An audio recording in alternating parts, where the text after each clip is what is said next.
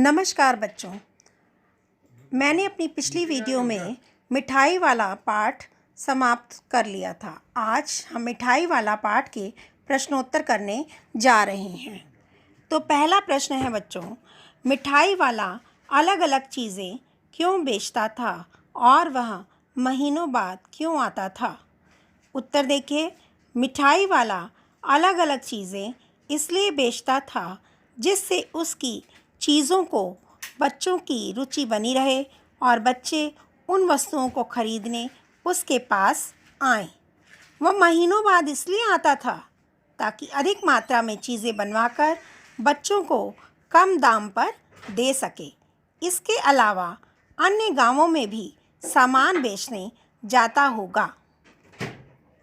मिठाई वाले में वे कौन से गुण थे जिसकी वजह से बच्चे तो बच्चे बड़े भी उसकी ओर खींचे चले आते थे? उत्तर, मिठाई वाले में बच्चे और बड़ों को आकर्षित करने वाले अनेक गुण थे। जैसे पहला, वह मधुर स्वर में गाकर सामान बेचता था। दूसरा, वह मधुर वाणी में विनम्रतापूर्वक बात करता था। तीसरा, वह दूसरों से सस्ता सामान बेचता था। चौथा, वह बच्चों पर झल्लाता नहीं था। पांचवा, बच्चे पैसे के बिना भी वस्तुएं उससे ले लेते थे, अर्थात वह बिना पैसों के भी बच्चों को वस्तुएं दे देता था। विजय बाबू एक ग्राहक थे और मुरली वाला एक विक्रेता। दोनों अपने अपने पक्ष के समर्थन में क्या तर्क पेश करते हैं?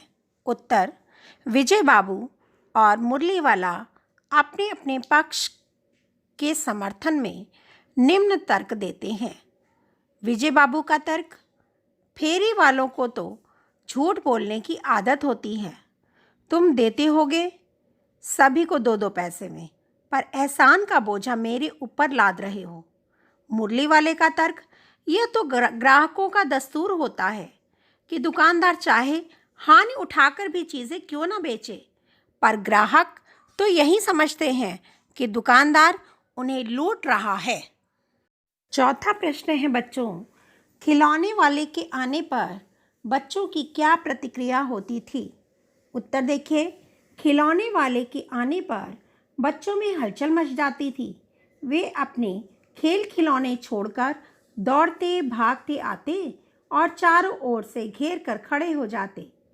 इसी बीच उन्हें अपने सामानों और रास्ते में गिरी हुई वस्तुओं का ध्यान भी ना रहता। वे उत्साहित और उल्लासित हो जाते हैं।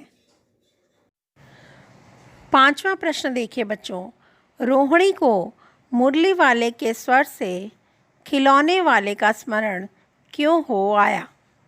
उत्तर, रोहिणी को मुरली वाले के स्वर से खिलौने वाले का स्मरण इसलिए हो आया क्योंकि वह भी इसी तरह गा गा कर खिलौने बेचा करता था।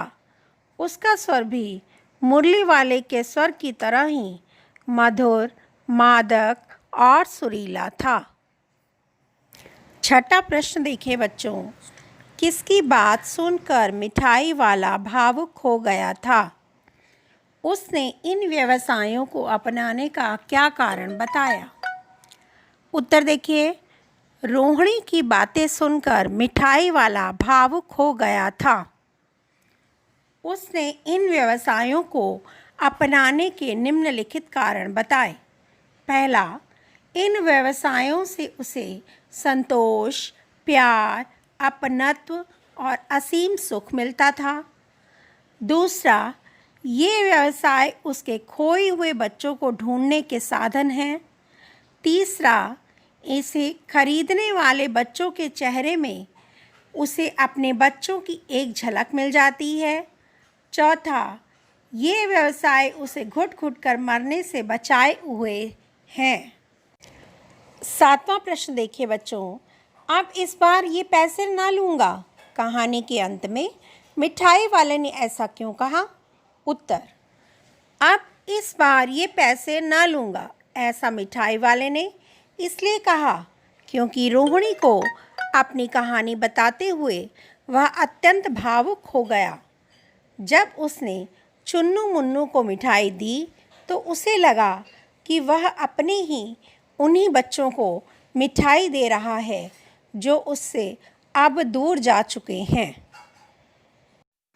बच्चों, मिठाई वाला पाठ को पढ़ते समय जिन कठिन शब्दों को मैंने बताया था, वह कठिन शब्द आप यहाँ पर मैं दे रही हूँ, इन्हें देख लीजिए। विचित्र, अनोखा, अस्थिर, विचलित, स्नेहाभिषिक्त, प्रेम से ओत-प्रोत या भीगा हुआ, मृदुल, कोमल, अतिशय, अत्यधिक, क्षीण, कमज़ोर, अंतर्व्यापी, मध्य में स्थित, हर्जा, नुकसान, संशय, संदेह, चेष्टा, कोशिश, आजानुलंबित, घुटनों तक लंबा, अप्रतिभ, उदास, दस्तूर, तरीका, निरखना, देखना, चिक, बांस की खपच्चियों से बना पर्दा। बच्चों, यहाँ पर आपके मिठाई वाला पाठ के प्रश्नोत्तर और शब्दार्थ पूर्ण हो चुके हैं। आशा है कि आप इन शब्दार्थ और प्रश्नोत्तर को अच्छी तरह से याद कर लेंगे। आप अपने अगले वीडियो के साथ हम फिर मिलेंगे। धन्यवाद।